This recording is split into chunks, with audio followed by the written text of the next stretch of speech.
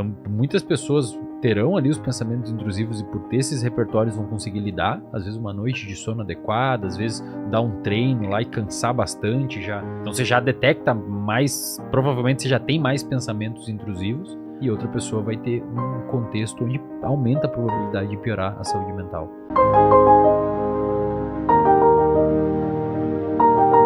Ok, você tem esse contexto aí onde você tem pensamentos de ansiedade, pensamentos intrusivos e pensamentos catastróficos, e você personifica, eu que sou errado, é comigo, é com o podcast, vai nos outros e não vem no meu, então o meu é ruim e tal.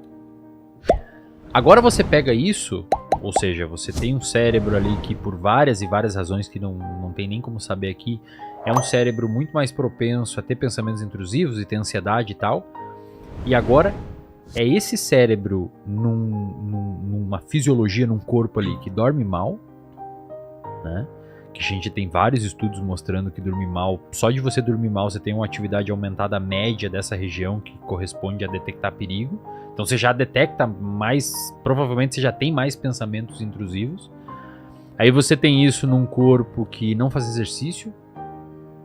Aí você tem isso num corpo que não tem momentos de relaxamento, assim, induzido, você tá sempre numa pilha.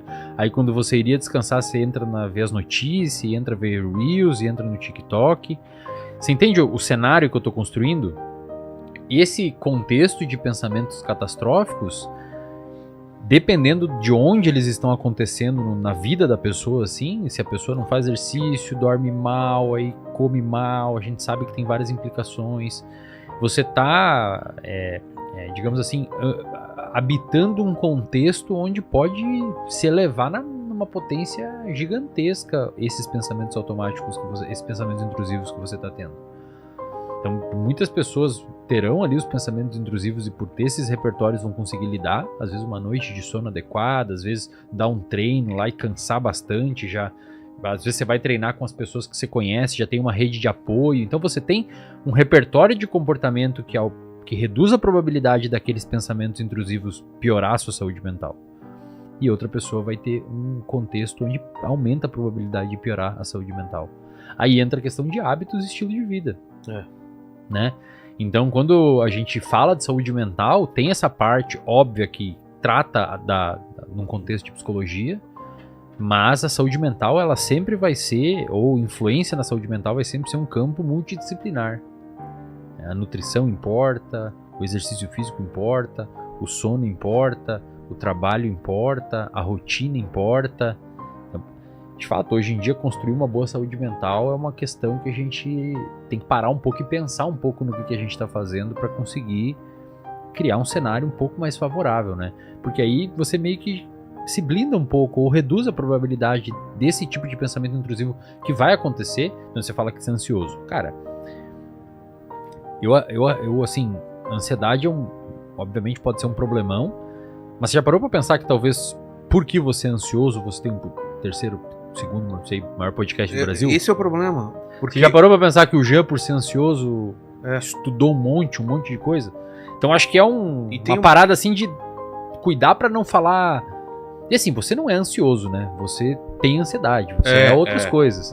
Mas você já parou pra... Eu acho que é legal a galera pensar assim que... Pô, eu sou ansioso, nunca vou conseguir fazer nada. Cara, eu não quero dizer que a ansiedade ela é boa. Talvez em alguns contextos ela seja. Níveis, são facetas, né? Exatamente, mas é importante você... Cara, se você não ficar ansioso pra um concurso, ferrou, velho. Você vai sentar lá, fazer a prova... Tem que... Quando o João tava falando de uma coisa, eu me lembrei de outra também, que às vezes tua maior qualidade é teu maior defeito também. Eu, como artista, e eu sou esse artista no sentido da palavra, porque eu desenho, escrevo e tal, e eu tenho uma sensibilidade absurda pra alguma coisa. Se você me contar uma história triste, eu vou sentir isso muito. E isso é bom quando eu tô batendo papo com você. Só que é ruim porque as coisas externas me afetam muito mais do que deveriam. Então, isso também, as coisas, eu percebo isso. Eu vejo que tem gente que não fica nem muito alegre, nem muito contente, mas também não fica muito baixo. Eu sou isso. Quando eu tô alegre, eu tô muito alegre, eu me empolgo muito com as vitórias, com as conquistas minhas ou dos meus amigos, dos meus familiares, e quando bate alguma coisa também bate muito forte, entendeu? Então assim, isso é bom pro trabalho que eu faço, isso me dá gás pra escrever, pra conversar, pra tocar esse podcast, mas também tem assim, às vezes eu saio arrasado aqui do podcast e falo, caramba, fico ruminando Pesado aquilo. pra caramba. E assim, cara, se você for pensar em termos até de dispersão da espécie, evolução das espécies, existe uma variabilidade, não só de variabilidade anatômica e morfológica, tem pessoas mais altas, mais baixas, com o ombro mais largo, com o braço mais não sei o que, com o dedo mais grosso, mais tal, mas também existe uma variabilidade natural de valências emocionais, assim, tem pessoas que são, como você falou, ficam muito mais empolgadas fáceis, descem mais rápido, e tem pessoas que são eutímicas ali, dificilmente mexem no humor, tá sempre mais ou menos parecido. E isso, do ponto de vista, de novo, evolutivo, foi muito interessante para a espécie. É bom que tenha pessoas introvertidas, extrovertidas, que gostam de falar com a câmera, que não gostam, que gostam de trabalhar quieto. Eu posso dizer que tem uma média dos comediantes, e essa média é isso. Cara, é um tem cara estudos... introvertido, é um cara melancólico, mais pro triste, e que no palco ele tem uma... Ele se solta, parece que... Não digo que é um pré-requisito, mas, cara, a grande maioria tem dos estudos, comediantes tem essa... Bom, Robin Williams e várias pessoas até que chegam a tirar a própria vida por conta disso, cara. Tem estudos mostrando que, por exemplo, paciente bipolar, diagnosticado com transtorno bipolar, ocupa desproporcionalmente mais cargos comparado aos outros diagnósticos de empregos que envolvem criatividade. É mesmo? Porque não sei exatamente por qual razão. Por causa da variação de pensamentos e emoções que conseguem... É que assim, quando você vai olhar, inclusive do ponto de vista genético, vários genes que são envolvidos com criatividade estão envolvidos com transtorno bipolar, que estão envolvidos com esquizofrenia. Inclusive, transtorno bipolar e esquizofrenia, se tu tem um parente esquizofrênico, você tem uma chance de ter... E eles são sobrepostos, assim. Tem genes aqui que é só da criatividade, aqui só do bipolar, mas um monte se é sobreposto. Então, é importante, cara, que tenha essa dispersão, né? Agora, o que na minha opinião, tá? Agora é minha opinião, baseado no que eu estudei, no que eu interpretei dos estudos que eu li. Parece ser muito interessante e inteligente que se você for uma pessoa e tem esse autoconhecimento que foi descoberto sozinho ou com terapia e tal, talvez seja interessante você evitar ao máximo andar com pessoas pessimistas que te contem história merda todo o tempo. Vício em tela segue a mesma lógica. É difícil pensar de você ver uma pessoa vendendo a TV para comprar um carregador para ver mais tela. Tá. Faria com droga. Se você tira da pessoa, ela fica puta ou fica mal, mas vai seguir. Agora, isso não significa que não pode ser extremamente prejudicial para a vida da pessoa, né? Por conta do algoritmo das redes sociais entender muito bem, provavelmente tem uma série de psicólogos comportamentais e neurocientistas dentro das empresas, porque eles sabem como funciona exatamente o nosso sistema de recompensa. Nosso sistema de recompensa adora imprevisibilidade. Então você saber, cara, se o próximo DW no Reels, o que vai vir ali, isso é muito delicioso pro nosso sistema de recompensa. Eles fecham a tela inteira, você não tem lateral, você não consegue sair, o som é alto, a tela é brilhosa. Então, assim, claro que existe um componente da própria indústria das redes sociais que eles têm o interesse que a gente permaneça ali dentro. Se eu colocar link nos meus stories e a galera sair pelo link, o Instagram derruba meu engajamento. Claro. Porque eu tô tirando gente da plataforma, eles entendem? Esse cara tá me tirando gente da plataforma, vão derrubar para ele parar de tirar gente de dentro, né? Então existe, claro, o interesse da indústria de fazer a gente ficar ali dentro. Vício em rede social, em tela, é um termo que a gente poderia usar aqui do ponto de vista de senso comum, mas do ponto de vista acadêmico e comportamental, talvez ainda não tenha uma definição muito clara. Agora, tem estudos mostrando que, isso era meio esperado, né? E entra a questão da plausibilidade. Tem estudos mostrando que uma pessoa que fica ali dentro do TikTok e do Reels do Instagram tem atividade do sistema de recompensa, o mesmo sistema de recompensa que se ativa quando a pessoa usa cocaína ou alguma coisa assim, obviamente em níveis diferentes, claro. Então, portanto, existe um reforço, existe uma recompensa daquilo ali. Tem estudos mostrando que quando você tira a tela, esse sistema pode inibir, ou quando você dá a expectativa que a pessoa vai ver a tela e você não dá pra ela a tela, o sistema pode inibir porque ela ficou frustrada. É como você pedir uma pizza com uma cara bonita e chegar uma pizza ruim. Você inibe o sistema, né? Você fica frustrado, esse delta é frustração. E mais recentemente eu li um trabalho que foi apresentado num congresso, não foi um estudo publicado, não é um estudo científico ainda publicado, mas foi apresentado num congresso e gerou uma comoção muito grande da comunidade que estuda isso, mostrando que o uso das redes sociais, especialmente, no caso eles fizeram em trends do Twitter, na época do Twitter, pode causar um estado de dissociação ativa no sujeito. Aí, no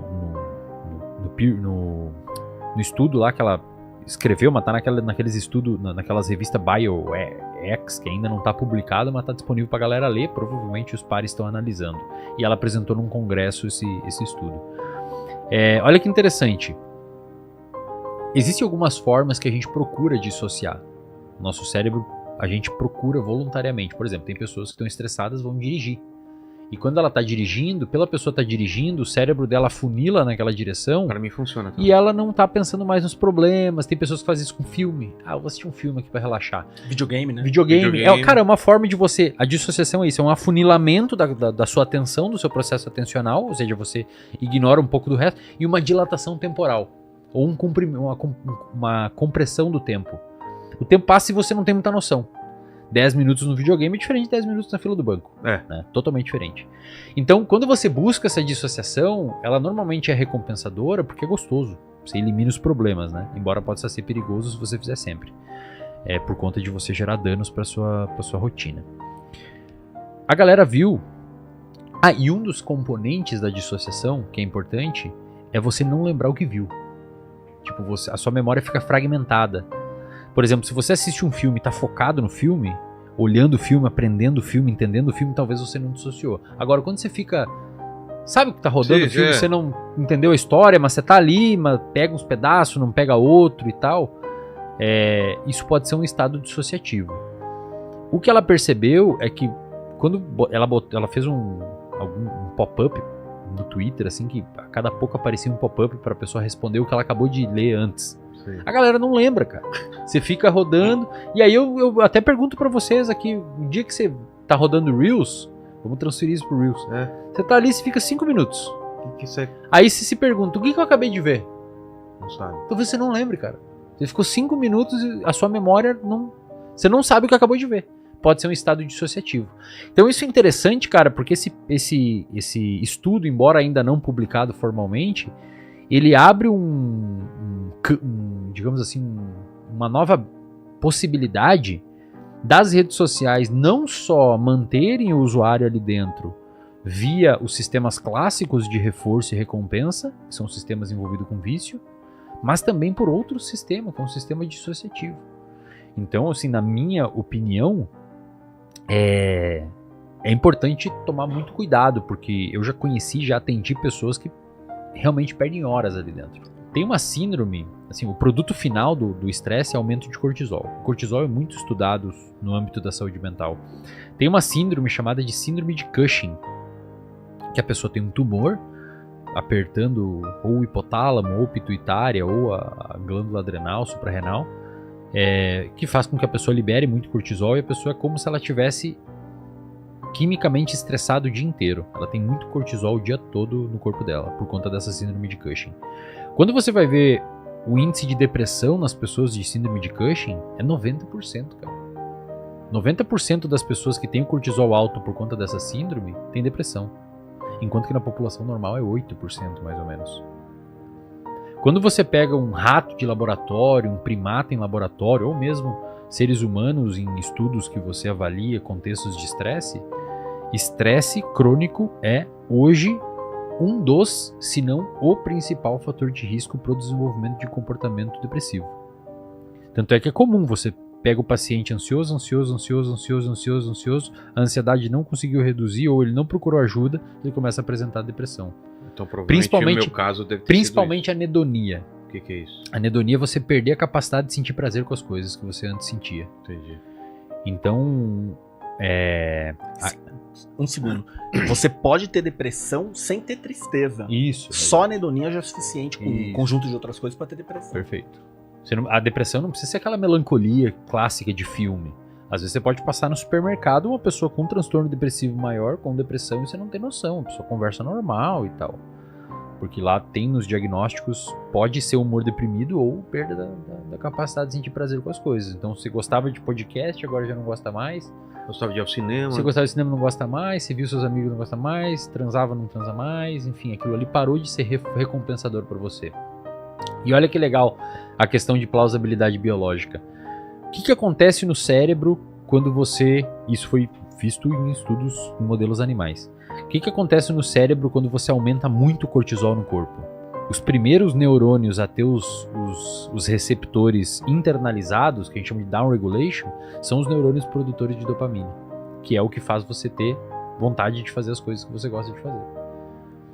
Então, o estresse, cara, pro cérebro crônico é um puta de um pepino gigantesco, sem falar que do ponto de vista fisiológico, aumenta a chance de diabetes, aumenta a chance de ansiedade, aumenta a chance de obesidade, aumenta a chance de um monte de coisa. E hoje em dia, acho que até pelo contexto que a gente vive, ser um contexto mais polarizado, rede social, você citou até um amigo seu que sofreu um cancelamento, e as pessoas se expondo, e muita briga, cara, preciso tomar muito cuidado com o estresse. Ou gente que trabalha com números na internet, vê os números caindo, se mantém. O bagulho é gamificado, puta problema, velho. Verdinho, vermelhinho, mais que a média, menos que a média, esse vídeo tá indo mal.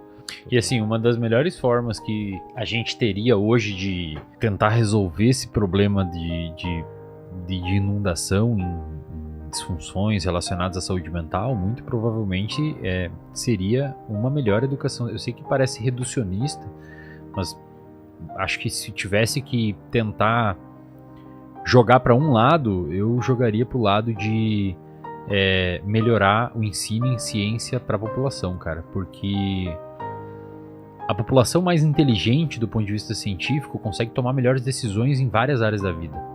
A pessoa ela consegue entender o que é um alimento ruim, o que não é um alimento ruim, ela consegue entender a importância de fazer uma caminhada ou não fazer uma caminhada. Pra você ter uma noção, cara, tem bons estudos mostrando que se você aumentar o seu VO2, ou seja, se você melhorar o seu cardio, sua capacidade cardiorrespiratória, VO2 é um parâmetro para mensurar a sua capacidade cardiorrespiratória, você pode reduzir em até 50% a chance de você morrer por doenças relacionadas ao aparelho cardiovascular.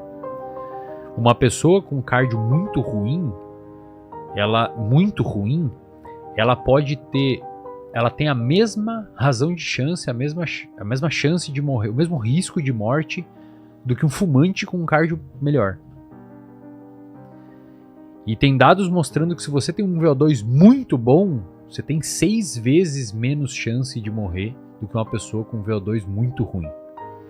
Então, esse é um dado, assim, cara, um conhecimento que ele deveria ser extremamente difundido, mas não só pelo divulgador científico que fala para um público muito nichado, mas a própria população deveria ter algum tipo de condição de interpretar um dado desses. Tem um estudo que foi feito pelo um instituto, que é um instituto parceiro do IBGE, se eu não me engano, chama Índice de Letramento Científico da População Brasileira. Se quem jogar no Google aí vai achar o PDF, só botar Índice de Letramento Científico da População Brasileira. Eles entrevistaram pessoas em diversas cidades do Brasil, pessoas de diferentes classes socioeconômicas, com diferentes graus de escolaridade, tudo aquilo que uma pesquisa epidemiológica quer.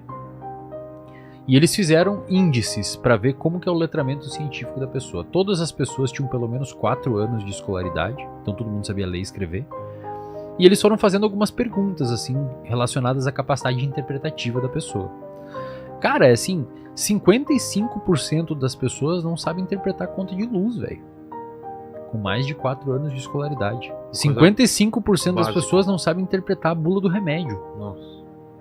O cara perguntava assim pra galera: se você for ao médico, a sua glicemia der 110, o índice referência é 100, abaixo de 100 não é diabético, de 100 a 125 pré-diabético e acima de 126 é diabético. A sua deu 110.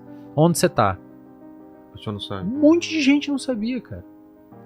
A pessoa perguntava gráfico de correlação. Essa aqui é a sua altura, esse aqui é o seu peso. E é esse pessoal que vai comentar no Twitter, né? E é o que, principalmente, Vilela, é o que bota a galera que tá comandando o país.